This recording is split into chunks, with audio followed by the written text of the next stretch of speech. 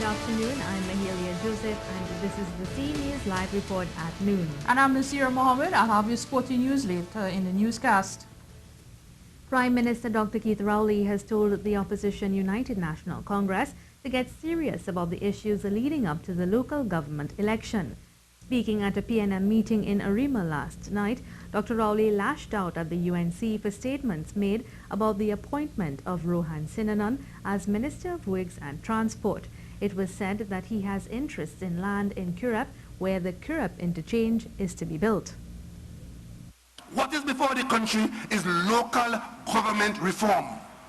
And if you are that good to build an overpass from the north side in Kurup by KFC over there, and bring it on the other side, and when you were building it, it would have come down on Sinaran land, and that was okay. But now that the government has changed and the same overpass will come down on the same land, you find something wrong with that. The Health Minister Terence Dayal Singh has confirmed that the intern who made a false claim about being robbed at the Port of Spain General Hospital has been fired. This was confirmed by the Minister of Health Terence Dayal Singh a short while ago. I've gotten a detailed report out of Northwest RHA. They would have sat with the individual on a couple of occasions. The minutes of those meetings were signed off by the individual so that they were a true reflection of what took place.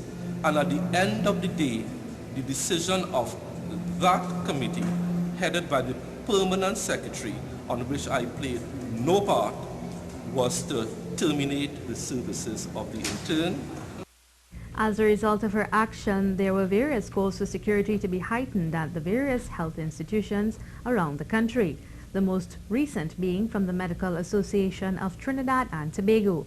The minister also addressed the issue of teen suicide in the country. He questioned if children are being placed under far too much stress in the education system. The issue of suicide, teen suicide, is one that cannot be addressed flippantly right here and now. It is something that needs deep investigation, a lot of introspection, and I know the mental health unit of the Ministry of Health is actually working on that. We need to look at the reasons why. Are we placing children under too much stress? Is the education system too focused on passing exams? And it's the same point I just came inside. Our children are expected to grow up too fast.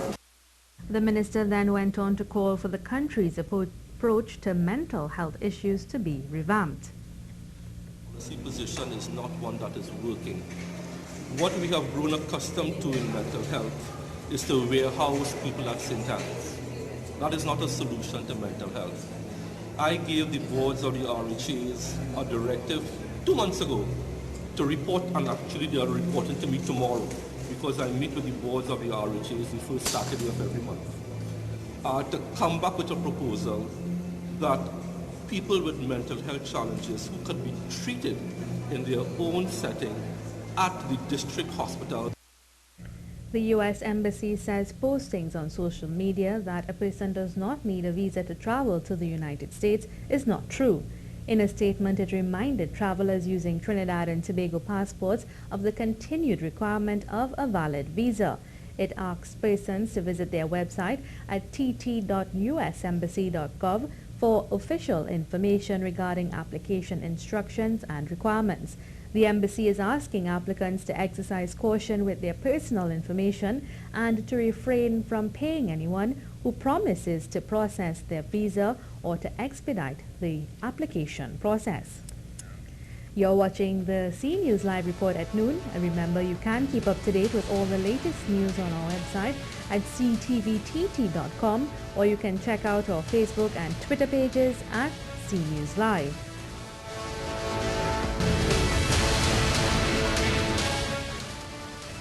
An unhealthy situation at the Whitep Shogunas Woodford Lodge facility has the 90 members of staff angry as they say conditions are intolerable even though they are using a new building. Today is the 5th day since the workers walked off the job. This facility is a training development and culinary arts training center. These conditions are far from suitable. the workers, their lunch area is out in the open. They have a shed. They have to eat lunch in a shed. There's leaking sewage. There are 17 workers working in one room. The size of the room is a 25 by 25 room, and there's one door into the room. But there is a lot of dust because complaining of bronchitis, cough, cold, allergies. Also, there are centipedes. They find a centipede walking in. They say that the sewage is overflowing into the drains which flow near the shed, which they eat under. One worker who asked to remain anonymous says the management is not willing to listen. Ms. Ruplal, the human resource manager, have locked the doors for the washrooms for the ladies. And when we have spoken to Mr. Forgini, the CEO of YTEP, we had a brief meeting with him. He chose to walk out on us. He told the workers and them, if it is that you want to bring the union, but you cannot use our toilets whilst the union is all outside. They have the workers outside. Last Thursday, the workers refused to work based on the Occupational Safety and Health Act. According to the union, the HR manager Clarice Ruplalan and the CEO have both refused to meet with workers and to address nauseating and life-threatening occupational and health issues, including leaking sewage on the compound and no access to toilets.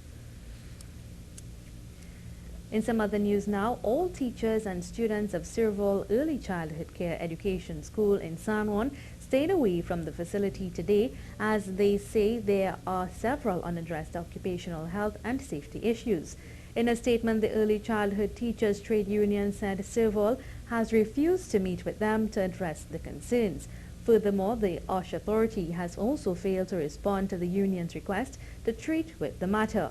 It says teachers are refusing to work in the dilapidated conditions at the facility and they will lead the shutdown of the facility and will not return until their health and safety concerns are resolved. And parents of students attending the Chatham Gov't Primary School are at this time protesting outside the office of the Ministry of Education on St. Vincent Street in Port of Spain. They say there has been a delay in payments to the Education Facilities Company Limited for work to be completed on the facility. The Minister of Education, Anthony Garcia, is said to be meeting with the parents at this time.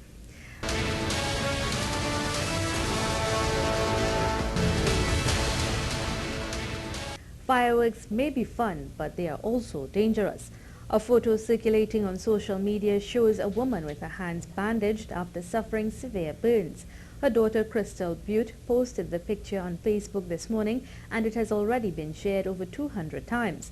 Ms. Butte is calling on the authorities to do something about the use of scratch bombs as she is unsure whether her mother can use her hands again. On the night of Diwali, 48-year-old Sally Ann Cuffey of Phipps Strait, Stalparo, went driving with her family to view the lighting of deers in Las Lomas.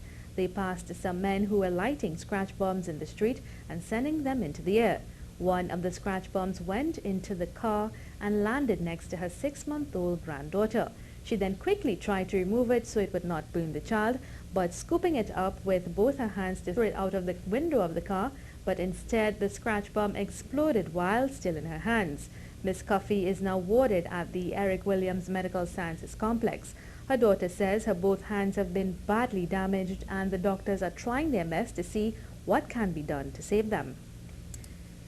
Prime Minister Dr. Keith Rowley is urging the population to support the local government reform. He says as it stands, there is a lack of accountability at the different regional corporations. He said as such, if there is corruption taking place, it will be hard to find. Reports come to the parliament, they are generated as boys in the corporations and they come as grown men to the parliament.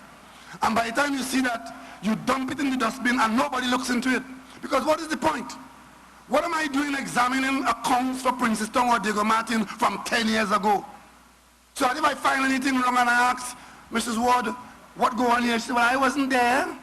I don't know who. It was somebody before. The CEO gone. And worse, if there's corruption hidden in there, well, who are you going to hold accountable? He said resources are not delivered in a way where all can benefit, and with reform, this will change. I have been looking at this issue for a long time as an MP, and I'm convinced that a significant amount of government money getting to the wrong people and going into the wrong pockets.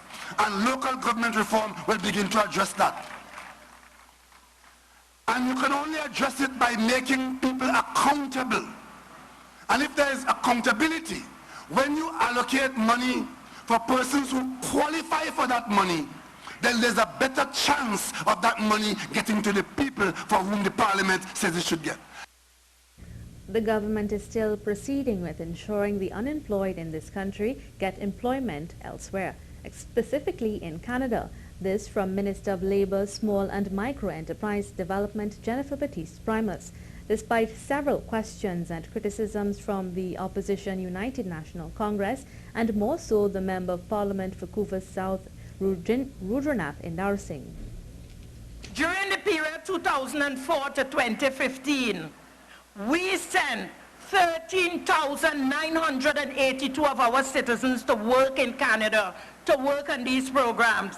We have also sent workers to Canada in positions such as road pavers and in food processing, earning millions of dollars of foreign exchange and ensuring that families survive in this country. MP Indarsingh had raised several questions about this move, saying the government is seeking to offer dual citizenship and promoting mass migration. Mrs. Baptiste-Primus read from a cabinet note approved on June 21, 2012, to make a point explaining this move is nothing new and the former administration also sought to get employment for citizens in Canada, especially in the energy sector. They took a decision to supply workers to the positions of not only tractor-trailer drivers, the very set positions, but iron workers, truck mechanics, and welders. You see, ladies and gentlemen, how dishonest and deceitful the UNC and Rudy in particular have always been. The president of the Contractors Association of Trinidad and Tobago, Mikey Joseph, says he is happy to see a local firm win the bid to construct the $145 million housing project in Mount Hope. Yesterday, it was revealed that contracting company NH International Caribbean, owned by TSTT chairman Emil Elias, was picked to construct the 160-unit apartments at Mahogany Court and will include 2- and 3-bedroom units. The construction is expected to begin at the end of next month and will be completed by December 2018. According to the Minister of Housing, Randall Mitchell, NH International was the preferred pick after 12 firms made their bid. Concerns are being raised as to exactly how effective the rehabilitative centers for young persons are in this country, as representatives from the Youth Training Center, St. Jude's Home for Girls and the St. Michael's Home for Boys sat before a joint select committee this morning. It was revealed that the main challenge seems to be a lack of effective record keeping to support existing programs. Superintendent of Prisons, Mr. Elvin Canterbury, said in YTC, while there have been successful stories, the record keeping makes it difficult to measure the efficiency of the programs. Oh no, we have no reliable data right now to present. So that we are now heading into a culture data gathering. With the question raised on what the Children's Authority's role is in record keeping, Director for the organization, Ms. Sophia Noel, says while the authority must investigate, as far as rehabilitation goes, it's a responsibility that may need to be shared. The authority is a data-driven organization and an evidence-based organization. And we did a similar study on the side of children in need of care and protection, and we are seeing that there is a need to do a similar type of research to get data on the child offenders side. Whether the Children's Authority would be the one to do it, we probably have to have some collaborative discussions to determine whether we would be the ones to do it, but we do see there is a need. The news now, the Member of Parliament for Arima, Anthony Garcia, has assured the 25 acres of land promised to the First People will be given to them soon, and the one-off holiday promised by the Prime Minister will also be given in the near future. As he addressed PNM supporters in Arima last night, MP Garcia said that the First People are very important to this country. All of us who belong to Arima, all of us who support Arima and Arimians, all of us who support our First Peoples will join together and hold hands with our First Peoples as they celebrate that one-off public holiday. Time now for a look at the weather forecast. The afternoon heat added with the moisture will likely bring a scattering of showers across Trinidad and Tobago, with a possibility of a couple of them turning heavy or thundery, especially over western Trinidad. November marks the second peak in the wet season for Trinidad and Tobago. As we go through today, look for a high of 32 degrees Celsius in Tobago, 34 degrees Celsius in Trinidad. For mariners heading out, look for fresher east-southeasterly winds of 15 to 20 knots, with a slight chop out in the Atlantic of 1.5 meters, but closer to 1 meter through the Caribbean, with easterly swells short at 5 to 7 seconds. Tide is low at 1:30 p.m., then high at 7:30 p.m. That's the latest weather, and I am meteorologist Ian Wallace. And now Nasira Mohammed is here to tell us what's happening in sport. Well, Mahalia, Costa Rica named their squad to face the Soca Warriors next Friday right here in TNT. And now time for a look at sports. Costa Rica named a powerful squad for the hexagonal opener at Trinidad and Tobago on November 11th and a home game against the USA 4 days later. The two notable absences are injured European-based defenders Oscar Duarte and Giancarlo Gonzalez, who both started 4 of 6 games during the semi-final stage of the CONCACAF qualifying process. Coach Oscar Ramirez called in 2 newcomers, Jose Andres Salvatierra and Pablo Salazar, and he also recalled former MLS defender Michael Umana. 4 MLS players are also in the team: Kendall Watson, Ronald Matarrita, Christian Bolanos and Johan Venegas, along with Rodney Wallace, who is now playing in Brazil. Coach Stephen Hart will name his squad later today. Runners are being encouraged to step up their preparation for the demanding TNT International Marathon set for the weekend of January 28th and 29th, 2017. The 35th edition of the longest continuous road race in the Caribbean is expected to be the biggest ever, and the participants are being encouraged to register early. In addition to the main attraction, which is the race itself, the concept of the Marathon Village is back on the 35th anniversary of the race, featuring a host of cultural activities. A relay event comprising teams of 2, 3 or 4 runners will also be an option in tackling the grind from St. Mary's Junction in Freeport to Whitehall around the Queen's Park Savannah. And on to news of cricket. South Africa fast bowler Dale Steyn is out of the Test series in Australia after fracturing his shoulder on day 2 of the first Test in Perth. The 33-year-old, who is second in ICC Test bowling rankings, pulled up while bowling shortly before lunch. Steyn will return to South Africa to see a shoulder specialist, and it's expected he will have surgery.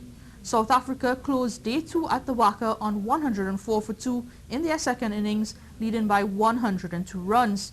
Proteas team manager Mohamed Musaji said, "An injury of this nature is rare and will in all likelihood require surgery, but that will only be confirmed once we have received opinion from the specialist." End quote.